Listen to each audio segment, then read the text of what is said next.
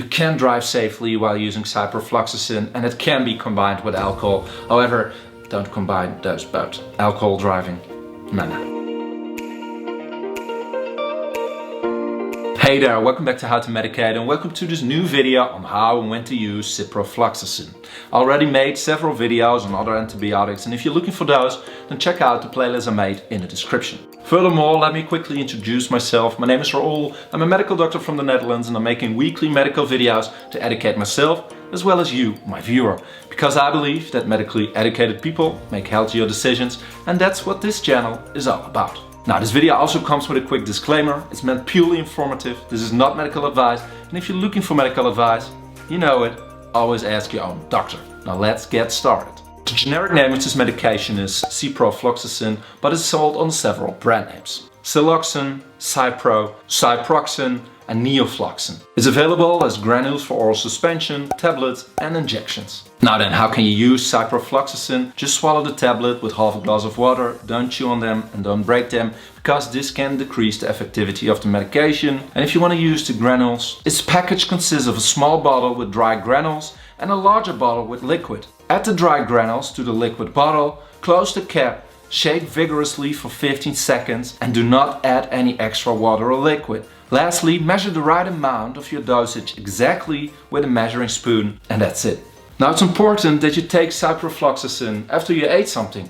This will make it less likely you will get stomach complaints. Furthermore, also take it at fixed times, in the morning or in the evening. This will make it less likely that you forget a dose. And for the duration of treatment, this depends on the severity of your infection, the location of your infection, and so on. But usually it takes between 3 days and 3 weeks, but it can be a lot longer in extreme cases. Now lastly, it's also important that you do not interrupt the treatment, you finish it completely, even if your symptoms already have disappeared, because this doesn't mean the bacteria have disappeared as well. So finish your treatment. Now, ciprofloxacin is used to treat serious infections with microorganisms sensitive to ciprofloxacin, of course. And I will list the most common ones here. First of all, it can be used to treat a lower respiratory tract infection, such as a pneumonia, infections in your urinary tract, such as a cystitis, genital infections, such as a PID, gastrointestinal infections, such as an abdominal abscess or a peritonitis, infections of the skin, such as an animal bite, bone and joint infections, a chronic sinusitis,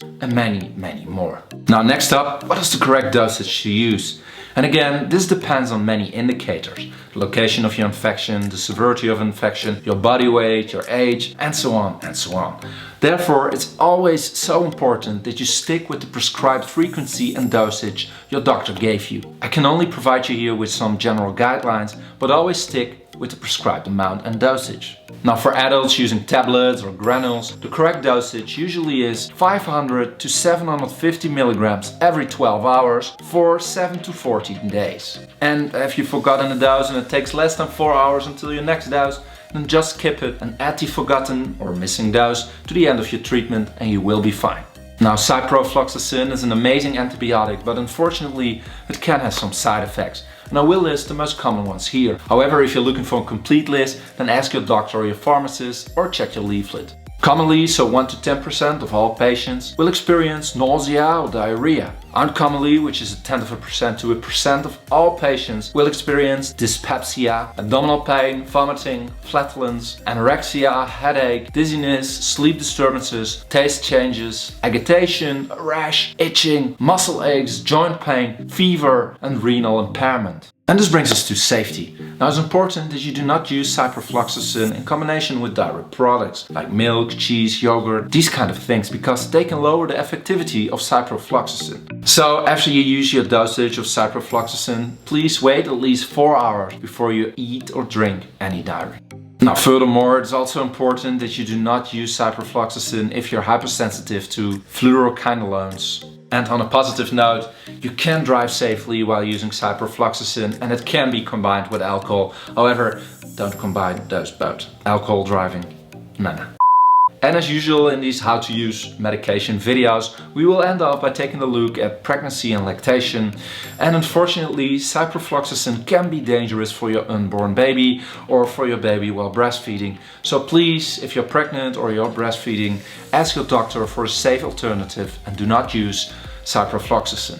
Now I hope you learned something, but if you still have any questions, let me know in the comment section and I will do my best to answer all of them. I want to end off by thanking you for watching this video. Please leave a like if you did enjoy this video and you learned something, and don't forget to subscribe so you will never miss such an awesome medical video again, and it will also help me to reach my new milestone, 3K subscribers. Thank you for watching, and as always, I will see you next week. Bye bye.